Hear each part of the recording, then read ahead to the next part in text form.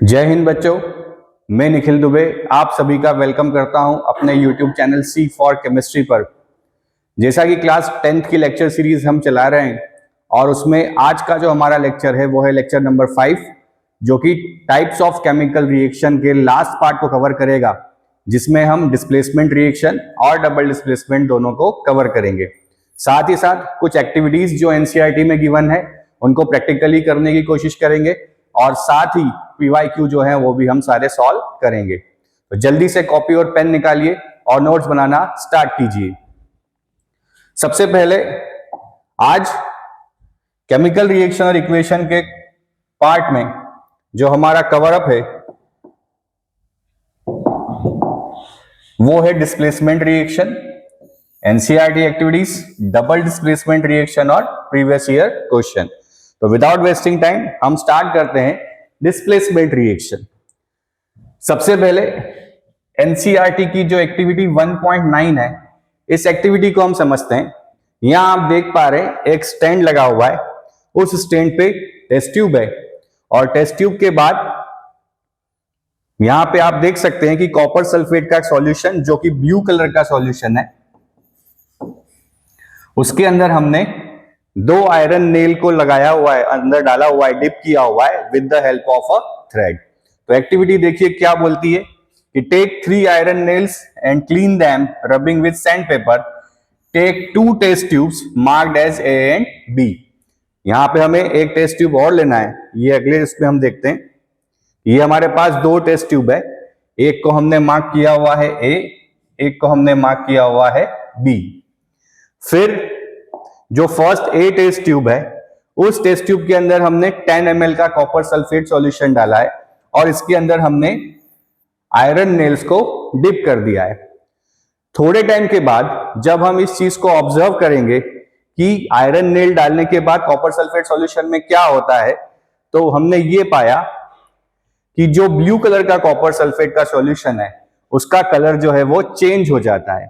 इसका मतलब जो आयरन नेल था, उस आयरन नेल ने कॉपर सल्फेट सॉल्यूशन के साथ क्या किया है, रिएक्शन किया है और रिएक्शन करके उसके कलर को चेंज कर दिया है।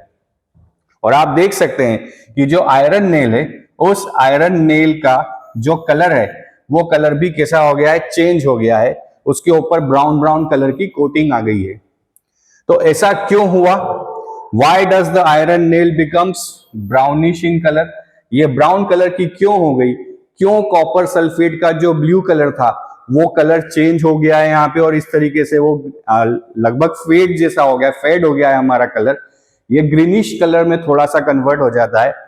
तो ये क्यों हुआ है? Why this color change from this to this? ये कलर क्यों फेड हो गया? आइए इसके पीछे के रीजन को समझने की कोशिश करते हैं।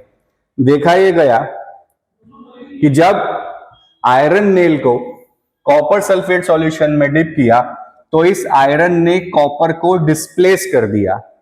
आयरन ने क्या कर दिया? कॉपर को डिस्प्लेस कर दिया फ्रॉम द कॉपर सल्फेट, और उस सल्फेट आयन के साथ आयरन खुद आ गया और कॉपर जो है वो एज अ प्रेसिपिटेट जो है हमें दिखने लगा। तो क्या हुआ यहाँ पे? आयरन हैज डिस्प्लेस्ड और remove another element copper from copper sulfate solution. This reaction is displacement reaction. क्या होता है बच्चों displacement reaction? कि when more reactive element displace the least reactive element from its compound, this reaction is known as the displacement reaction. मतलब जब कोई ज्यादा reactive element किसी कम रिएक्टिव एलिमेंट को उसके कंपाउंड से डिस्प्लेस कर देता है, देन उस रिएक्शन को क्या कहा जाता है? Displacement reaction. तो क्या किया है कॉपर ने? फिर से हम देखें, iron plus CuSO4 convert into FeSO4 plus Cu। Iron ने कॉपर को उसके कॉपर सल्फेट सॉल्यूशन में से डिस्प्लेस कर दिया है। तो जो आयरन नेल पे हमें कॉपर दिखा, वो कॉपर, ये जो आयरन नेल पे ब्राउनिश कलर है, ये ब्राउनिश कलर किसके कारण है? उस कॉपर के डिपोजिशन के कारण। और जो आयरन नेल का जो आयरन था, वो आयरन नेल का आयरन कहां चला गया है? इस कॉपर सल्फेट सॉल्यूशन में। इसलिए इस कॉपर सल्फेट सॉल्यूशन का जो कलर है वो कैसा हो गया? फेड हो गया। और जो आयरन नेल इसके अंदर डिप था, उस पे कॉपर जो है वो डिपॉजिट होने लगा।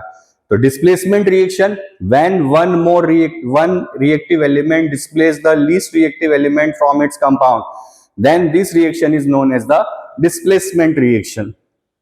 उतारिए इसे, नोट कीजिए, बहुत बार क्वेश्चन आया हुआ है कि क्या होता है displacement reaction.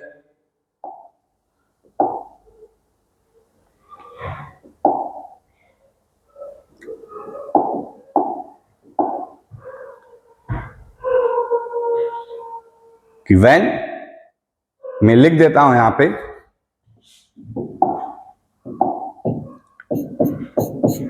More reactive element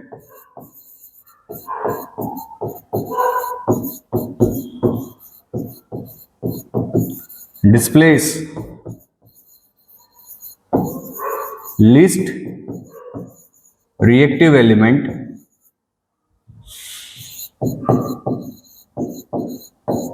from its compound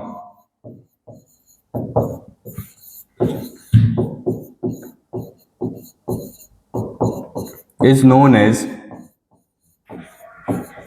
displacement reaction।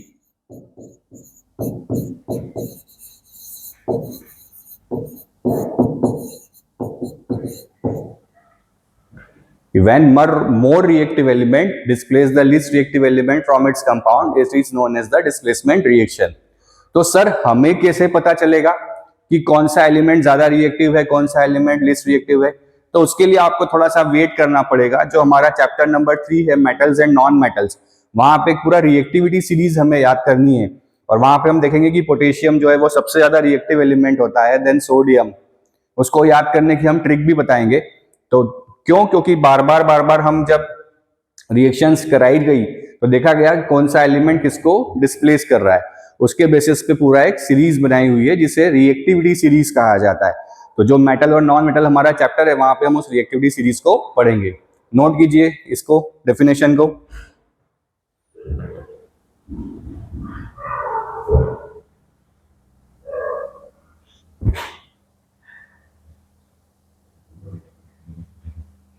चलिए नेक्स्ट पढ़ते हैं। सम मोर एग्जांपल हैं डिस्प्लेसमेंट रिएक्शन के। फर्स्ट वन कि व्हेन जिंक, अब आयरन नेल की जगह हमने किसको डाला है? जिंक को डाला है। किसके अंदर? कॉपर सल्फेट सॉल्यूशन के अंदर। तो हम देख पा रहे हैं कि यहाँ पे क्या बन रहा है? जिंक सल्फेट बन रहा है। तो जिंक ने भी क्या किया है? कॉपर को उसके कॉपर सल्फेट सॉल्यूशन में डिस्प्लेस कर दिया है। इसका मतलब क्या हुआ कि जिंक जो है is more reactive than copper. Zinc is more reactive than copper. अगला एग्जांपल हम देखें। लेड हमने लिया है प्लस CuCl2 कॉपर क्लोराइड के सॉल्यूशन में। तो यहां भी हम देख पा रहे हैं कि लेड ने कॉपर को डिस्प्लेस कर दिया है और क्या बनाया है? Lead chloride solution. तो यहां पे लेड भी जो है वो कॉपर से ज्यादा रिएक्टिव है। इसका मतलब आयरन, जिंक, लेड, ये सारे के सारे जो मेटल्स हैं, they are more reactive than the copper. इसीलिए जब ये सारे मेटल कॉपर के किसी सॉल्यूशन के साथ, कंपाउंड के सॉल्यूशन के साथ रिएक्शन करते हैं, तो रिएक्शन करने में ये कॉपर को डिस्प्लेस कर देते हैं। ठीक है, तो ये हमारे सारे गिवन है क्वेश्चन एनसीईआरटी में। चलिए अगला देखते हैं। Next is double displacement reaction. उसमें हम देखते हैं एनसीईआरटी एक्टिविटी 1.10। देखिए एक्टिविटी क्या है कि हमारे पास एक टेस्ट ट्यूब है, जिस टेस्ट ट्यूब के अंदर सोडियम सल्फेट सॉल्यूशन है, और एक और टेस्ट ट्यूब है जिसके अंदर बेरियम क्लोराइड सॉल्यूशन है। तो चलिए इसको हम करके भी देख लेते हैं कि ये मेरे पास दो सॉल्यूशन है, एक में सोडियम सल्फेट सॉल्यूशन है और एक में बेरियम क्लोराइड सॉल्यूशन है। देन क्या करना है? हमें इन दोनों सॉल्यूशन को मिक्स करना है। बहुत ध्यान से देखिएगा, थोड़ा मैं पास ले आता हूं कि क्या होता है मिक्सिंग पे। आप देख पा रहे हैं कि जैसे हमने इसमें सोडियम सल्फेट और बेरियम क्लोराइड को हमने मिक्स किया, मिक्स करने पे व्हाइट प्रेसिपिटेशन हमें दिख रहा है, व्हाइट पीपीटी हमें यहाँ पे दिख रहा है, कर्डी व्हाइट पीपीटी बन गया है। इसका मतलब जब हमने इन दोनों को मिक्स किया तो मिक्स करने पे हमें ऐसा व्हाइट कलर का एक रिएक्शन होने के बाद एक कंपाउंड दिख रहा है। ये जो कंपाउंड बना है ये बेसिकली इन दोनों रिएक्शंस, दोनों कंपाउंड्स के जो सॉल्यूशन हमने मिक्स किए हैं, तो मिक्स करने के बाद इन दोनों सॉल्यूशंस ने, इन दोनों के अंदर जो आयन प्रेजेंट थे उन्होंने क्या किया है, अपने आयंस को एक्सचेंज कर लिया है। तो वो केमिकल रिएक्शन जिसके अंदर कंपाउंड्स अपने आयंस एक्सचेंज कर लेते हैं, इसकी जैसे इसको याद रखा जा सकता है कि इसकी टोपी उसके सर, कि मेरा वाला आयन आपके पास आ जाए, आपका वाला आयन मेरे पास आ जाए। तो जब किसी केमिकल रिएक्शन में आयंस का एक्सचेंज होता है, उस आयंस के एक्सचेंज में क्या कहा जाता है, उस रिएक्शन को नाम दिया गया है डबल डिस्प्लेसमेंट रिएक्शन। तो देखिए सिंगल डिस्प्लेसमेंट और डबल डिस्प्लेसमेंट में डिफरेंस क्या है? सिंगल डिस्प्लेसमेंट में ये कंपलसरी है कि जो हायर रिएक्टिव एलिमेंट है वही किसी लोअर रिएक्टिव एलिमेंट को उसके सॉल्यूशन में डिस्प्लेस करेगा। बट यहाँ पे ऐसा जरूरी नहीं है, यहाँ पे जो दोनों कंपाउंड्स हैं वो अपने आयंस म्यूचुअली एक्सचेंज कर लेते हैं। तो वो केमिकल रिएक्शन जिसमें आयंस का एक्सचेंज होता है उसे क्या कहा जाता है? Double displacement reaction. तो देख सकते हैं हम यहाँ पे, हम देख सकते हैं कि यहाँ व्हाइट प्रेसिपिटेशन बन रहा है। तो क्या हुआ? A white substance which is insoluble in water is form, this insoluble substance form is known as a precipitate. क्या कहा जाता है इसे? प्रेसिपिटेट कहा जाता है। तो प्रेसिपिटेट को इन शॉर्ट पीपीटी भी कहा जाता है। ये पीपीटी पावर पॉइंट प्रेजेंटेशन वाला नहीं है, ये केमिस्ट्री का पीपीटी है जिसमें पीपीटी का मतलब होता है प्रेसिपिटेशन। प्रेसिपिटेशन क्या होता है? ये वो इनसॉल्युबल सब्सटेंस होता है जो सॉल्यूशन में डिसॉल्व नहीं होता और उस डिसॉल्व नहीं होने के कारण वो टेस्ट ट्यूब में नीचे डिपॉजिट हो जाता है। ये वैसा ही है जैसे कि पानी के अंदर जब हम फिटकरी मिलाएं तो फिटकरी मिलाने पे जो भी उसके डस्ट या डर्ट पार्टिकल्स होते हैं वो नीचे बैठ जाते हैं, तो वो सारे के सारे क्या कहलाते हैं? प्रेसिपिटेशन। तो वो केमिकल रिएक्शन जिसमें इनसॉल्युबल सब्सटेंस बनते हैं उन सारी केमिकल रिएक्शंस को प्रेसिपिटेशन रिएक्शन भी कहा जाता है। तो any reaction that produce a precipitate can be called a precipitation reaction. तो क्या हुआ था उस रिएक्शन में? हमने सोडियम सल्फेट और जब बेरियम क्लोराइड को मिक्स किया तो देखिए सल्फेट बेरियम के साथ चला गया और क्लोरीन जो है वो सोडियम के साथ चला गया। तो जो व्हाइट प्रेसिपिटेशन हमें मिल रहा था, this white precipitation is because of this barium sulphate. जो white PPT we got in this reaction, वो white PPT is because of the barium sulphate, और साथ में क्या मिला? Sodium chloride. तो सोडियम और बेरियम ने क्या किया है? इस रिएक्शन में अपने आयंस को एक्सचेंज कर लिया है। तो वो केमिकल रिएक्शन जिसमें आयंस एक्सचेंज होते हैं वो क्या कहलाता है? Double displacement reaction. नोट कीजिए इस डेफिनेशन को कि such reactions in which there is an exchange of ions between the reactants are called double displacement reaction. बार बार मैंने आपसे एक ही चीज कही है कि जब भी हम किसी डेफिनेशन को लिखें तो इट इज कंपलसरी कि we have to write the example of that definition. तो Na2SO4 plus BaCl2 convert into BaSO4 plus 2NaCl। तो सल्फेट और क्लोराइड आयंस जो हैं वो सोडियम और बेरियम के बीच में एक्सचेंज हो गए हैं, इसीलिए this reaction is known as a double displacement reaction. Note कीजिए।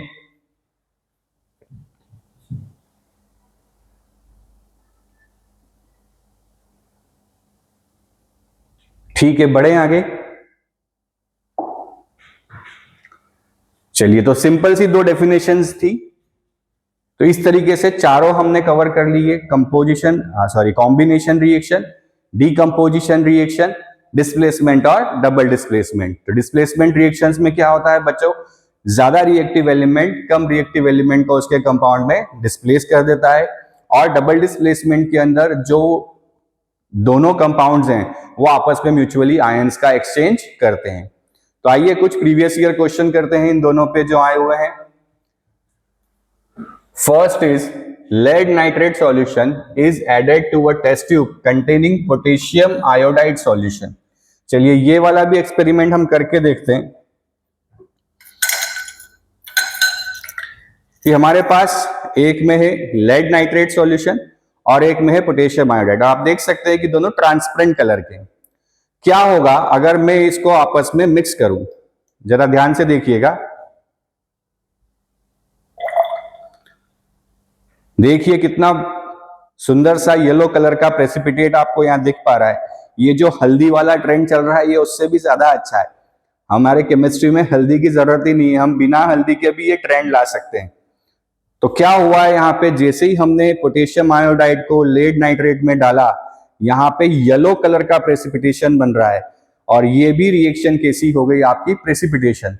तो मोस्टली ये देखा जाता है कि जो डबल डिस्प्लेसमेंट रिएक्शन है उसमें प्रेसिपिटेट्स बनते हैं। ये 100% करेक्ट नहीं है, बट मोस्टली ये देखा जाता है कि डबल डिस्प्लेसमेंट रिएक्शन में क्या होता है, प्रेसिपिटेशन का फॉर्मेशन होता है। तो क्वेश्चन हम देख लेते हैं कि right the name and colour of the compound precipitate. तो ये जो कलर बना है, कलर कौन सा देखा था हमने, येलो कलर का यहाँ पे प्रेसिपिटेट बना, और ये बना बिकॉज ऑफ लेड आयोडाइड। किसके कारण बना था ये, लेड आयोडाइड के कारण। लेड मेटल का टेस्ट भी जब लेबोरेटरी में लगाया जाता है तो लेड जो है वो येलो कलर का प्रेसिपिटेट देता है। Right the balance chemical equation involve in it. चलिए लिख लेते हैं कि क्या किया था हमने कि लेड नाइट्रेट के अंदर we added potassium iodide solution. तो क्या हुआ है, म्यूचुअली एक्सचेंज हुआ है आयंस का। तो there is a formation of PbI2 along with the potassium nitrate। Balance कर दें इसे। तो this PbI2 is having yellow PPT। जो येलो PPT हमें ऑब्जर्व हुआ, एक बार फिर से मैं आप लोगों को दिखा देता हूं कि जो येलो PPT यहां बना, देखिए नीचे बैठ गया है पूरा का पूरा। तो ये जो येलो PPT हमें दिख रहा है, ये yellow PPT is because of lead iodide. ये किसी कारण बना है, लेड आयोडाइड के कारण बना है। Then C part, name the type of this reaction justifying your answer. So it is double displacement reaction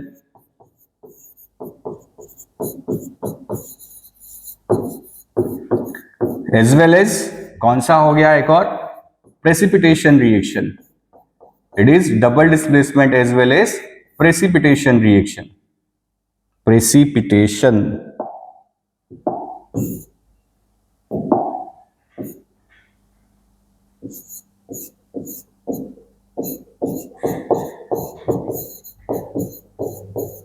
तो डबल डिस्प्लेसमेंट के साथ साथ ये कौन सी रिएक्शन है, प्रेसिपिटेशन रिएक्शन। तो 2020 में क्वेश्चन पूछा हुआ है, नोट कर लीजिए इसे।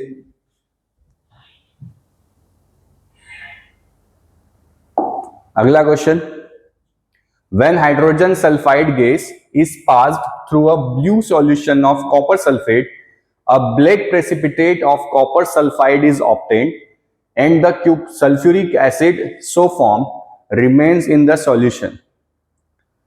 The reaction is an example of।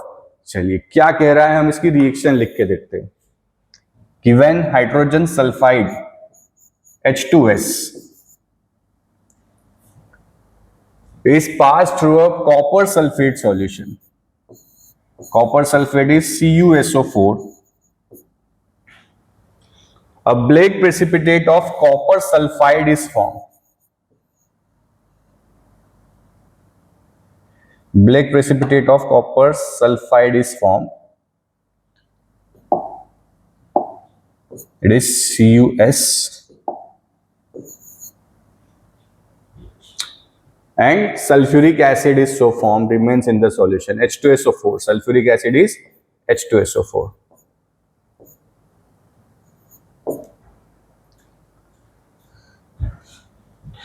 चलिए बता सकते हैं ये क्या हुआ है। There is a exchange of ions between the copper and hydrogen. Copper और हाइड्रोजन के बीच में क्या हुआ, एक्सचेंज ऑफ आयंस है। एक्सचेंज ऑफ आयंस है, इसका मतलब क्या हुआ, firstly it is double displacement reaction.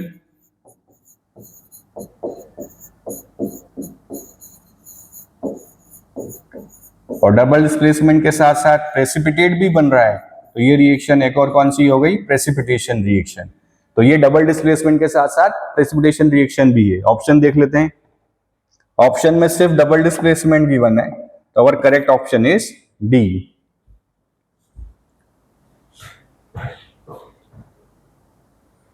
चलिए नेक्स्ट क्वेश्चन देखते हैं।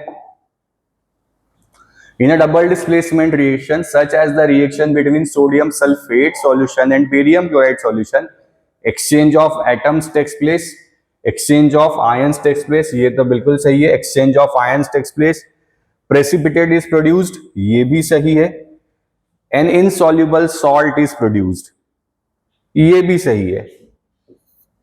तो correct option is B, C and D. D option is correct. देखिए केवल एक ऑप्शन पढ़ के हमें नहीं देखना है, ऑप्शंस नीचे गिवन है, ये तो सारी कंडीशंस लिखी हुई हैं।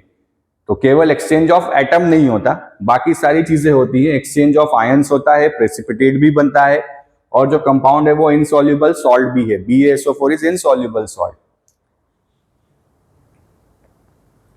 नेक्स्ट क्वेश्चन देखते हैं। State the type of chemical reactions represented by the following equations. ये रिएक्शंस कौन कौन से टाइप के केमिकल रिएक्शन को रिप्रेजेंट कर रही हैं। फर्स्ट है A plus BC convert into AC plus B। तो क्या किया, A ने B को डिस्प्लेस कर दिया, इसका मतलब ये रिएक्शन कौन सी हो गई, displacement reaction. It is displacement reaction. A plus B convert into C, याद कीजिए मेनी टू वन, बहुत सारे रिएक्टेंट एक प्रोडक्ट, ये कौन सा रिएक्शन होता है, combination reaction. That is combination reaction. PQ plus RS convert into PS plus RQ। फिर यहां पे एक्सचेंज ऑफ आयंस है, एक्सचेंज ऑफ आयंस से मतलब ये रिएक्शन कौन सी हो गई, double displacement reaction. It is double displacement reaction. A2O3 plus 2B convert into B2O3 plus 2A। ये रिएक्शन डबल डिस्प्लेसमेंट भी है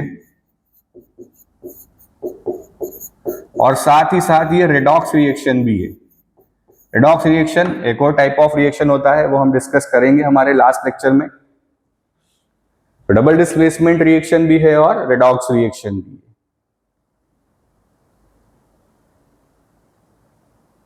सॉरी, डिस्प्लेसमेंट रिएक्शन भी है और रेडॉक्स रिएक्शन भी है। बी ने ए को डिस्प्लेस किया है और रेडॉक्स रिएक्शन भी। It is displacement as well as the redox reaction. ठीक है, नेक्स्ट क्वेश्चन देखते हैं। In the refining of silver, the recovery of silver from silver nitrate solution involve displacement by copper metal. Write down the reaction involve. ये NCERT exercise question है। बोल रहा है कि silver nitrate solution, silver nitrate is AgNO3, displacement by copper metal.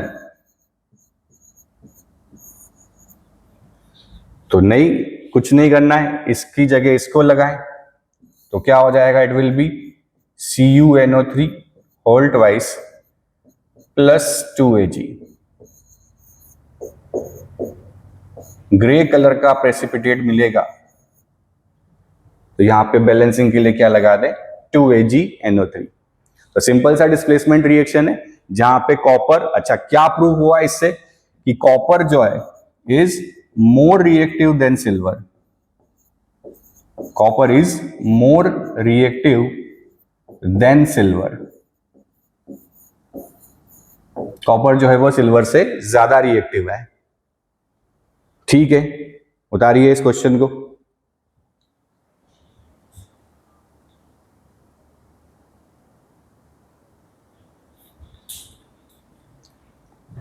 Next करते हैं। Identify the type of reaction taking place in each of the following cases and right the balance equation for the reaction. Okay, zinc reacts with silver nitrate. Zinc reacts with silver nitrate to produce, अच्छा zinc metal है, silver nitrate solution है, zinc nitrate and silver. Zinc nitrate is Zn, NO3 whole twice plus silver is precipitated। जब precipitation को एक downward arrow से भी represent किया जाता है, इसको बैलेंस कर दें तो Zn plus 2AgNO3 convert ZnNO3 plus 2Ag। फिर क्या हो गया, ये रिएक्शन कौन सी हो गई, it is displacement reaction.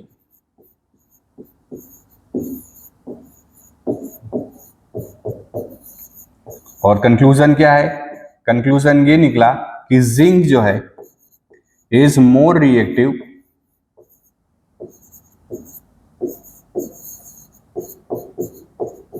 Then silver. Zinc is more reactive than silver. चलिए next question. Take 3 gram of barium hydroxide in a test tube, now weighed about 2 gram of ammonium chloride and mix the content with the help of a glass rod. Now touch the test tube from outside. What do you feel on touching the test tube? We feel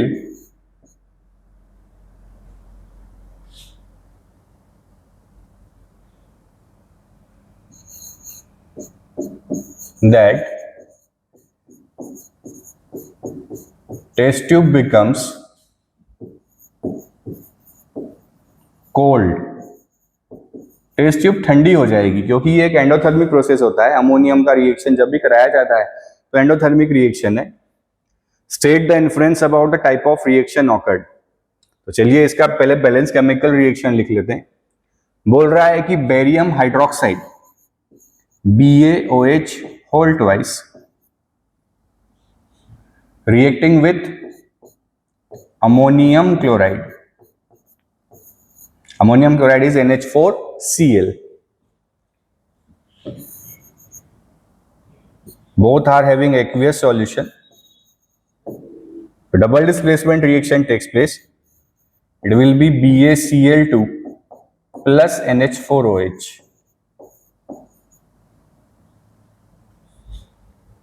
तो यहां पे 2 लगा दे, so it will be 2NH4OH। तो reaction कौन सा हुआ, क्या influence हमें दिख रहा है, it is a double displacement reaction.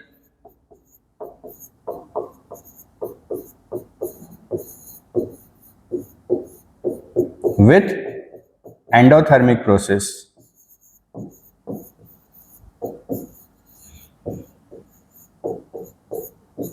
Double displacement with endothermic reaction.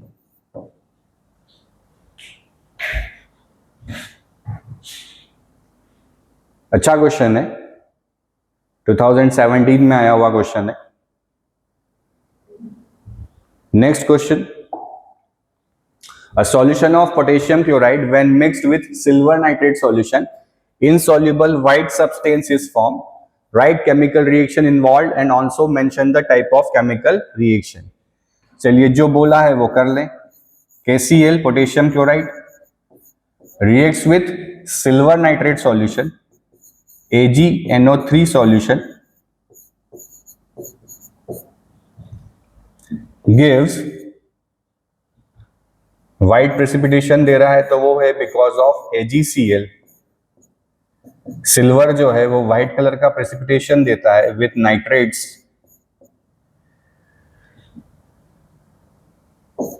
along with KNO3। तो which type of reaction is this? It is double displacement as well as it is precipitation reaction।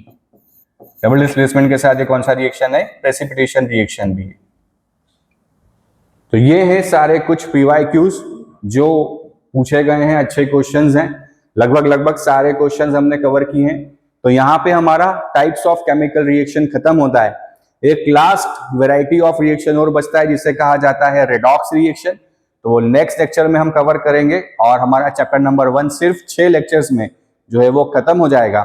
तो ऐसे ही पढ़ते रहिए, हंसते रहिए, मुस्कुराते रहिए। और अगर वीडियो अच्छा लगे तो इस वीडियो को लाइक कीजिए, कमेंट कीजिए, शेयर कीजिए और सब्सक्राइब कीजिए। Thank you very much.